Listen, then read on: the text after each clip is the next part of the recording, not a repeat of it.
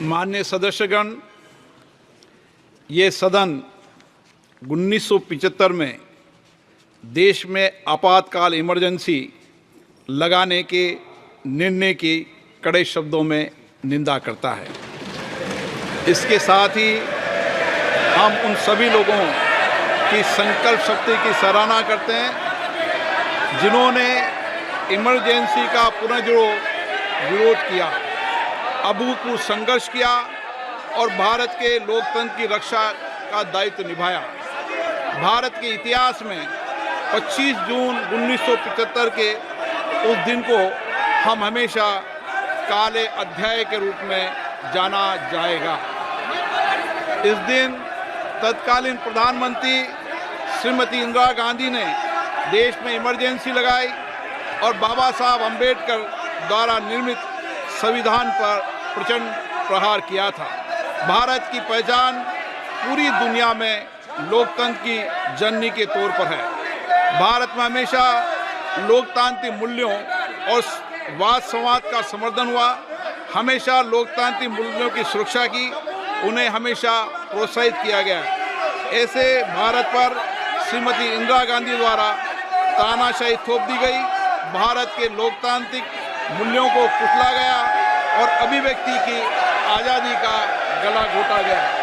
Emergency के दौरान भारत के नागरिकों के अधिकार नष्ट कर दिए गए, नागरिकों से उनकी आज़ादी छीन ली गई। ये वह दौर था जब विपक्षी नेताओं को जेल में बंद कर दिया गया, पूरे देश को जेल खाना बना दिया गया। तब की तानाशाही सरकार ने मीडिया पर अनेक पाबंदियां लगा दी गई थी, न्यायपालिका की स्वतंत्रता पर अंकुश लगा दिया गया था। इमरजेंसी का वह समय हमारे देश के इतिहास में अन्याय काल का एक काला खंड था। आपातकाल इमरजेंसी लगाने के बाद उस समय कांग्रेस सरकार ने कई ऐसे निर्णय किए जिन्होंने हमारे संविधान की भावनाओं को कुचलने का काम किया। क्रूर और निर्दयी maintenance of internal security act Misa में बदलाव करके कांग्रेस पार्टी ये सुनिश्चित किया कि हमारी अदालतें मीसा के तहत गिरफ्तार लोगों को न्याय नहीं दे पाए। मीडिया को सच लिखने से रोकने के लिए parliament president production of publication repeal act, press council repeal act और prevention of publication of objectionable matter act लाए गए। इस काले खंड में संविधान में 38वां, 89वां, 40वां, 41वां, 42वां संविधान संशोधन किया गया। कांग्रेस सरकार द्वारा किए गए संशोधन का लक्ष्य था सारी शक्तियां एक व्यक्ति के पास आ जाए, न्यायपालिका पर नियंत्रण हो, संविधान के मूल सिद्धांत खत्म किए जा सके। ऐसा करके नागरिकों के अधिकारों का दमन किया गया और लोकतंत्र के सिद्धांतों पर आघात किया। इतना ही नहीं, तत्कालीन प्रधानमंत्री श्री इंदिरा गांधी ने कमिटेड ब्यूरोक्रेसी और कमिटेड जुडिशरी की बात कही, जो उनकी लोकतंत्र विरोधी रवैये का एक उदाहरण है। इमरजेंसी अपने साथ ही ऐसे असामाजिक और तानाशाही की भावना से भयंकर चुनौतियों को लेकर आई, जिसने गरीबी, दलित और वंचितों को तबाह कर दिया।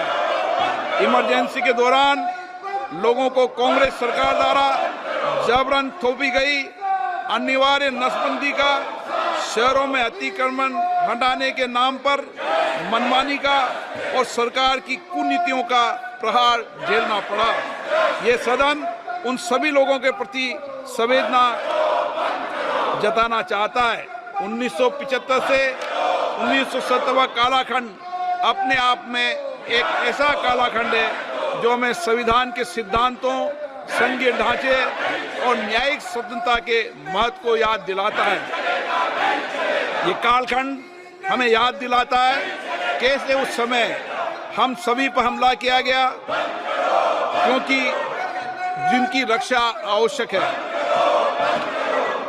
ऐसे समय में जब आपातकालीन इमरजेंसी के 50वें वर्ष में हम प्रवेश कर रहे हैं, ये 18वीं लोकसभा बाबा साहब अंबेडकर द्वारा निर्मित संविधान को बनाए रखने, इसकी रक्षा करने और इसे सुरक्षित रखने की अपनी प्रतिबद्धता को दोहराती है। हम भारत में लोकतंत्र के सिद्धांत, देश में कानून का शासन और शक्तियों का विकेंद्रीकरण अक्षुण्ण रखने के लिए प्रतिबद्ध हैं। हम संवैधानिक संस्थाओं में भारत के लोगों की आस्था और उनके अभूतपूर्व संघर्ष, जिनके कारण इमरजेंसी का अंत हुआ और एक बार फिर संवैधानिक शासन की स्थापना हुई, उनकी सराहना करते हैं।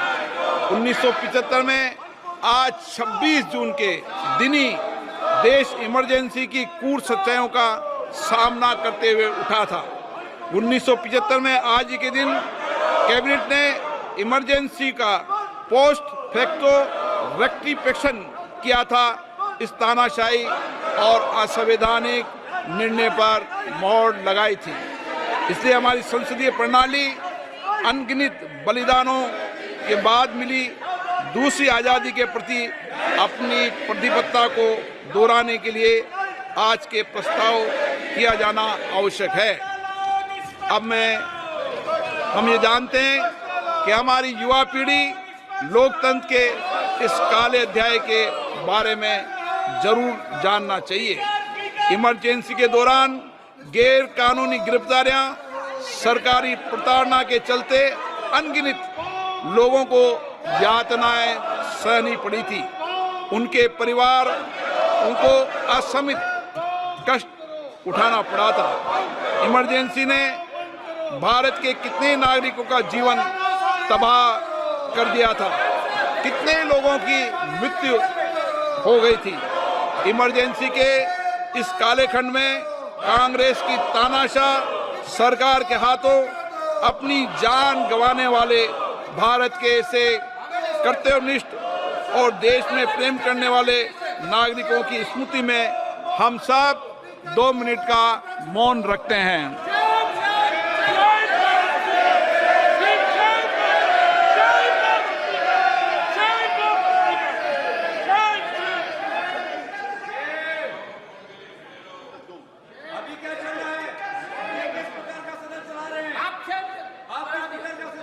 ओम शांति। सभा की कार्रवाई दिनांक 27 जून 2024 को राष्ट्रपति के अभिभाषण की समाप्ति के आधे घंटे के पश्चात के लिए स्थगित की जाती है।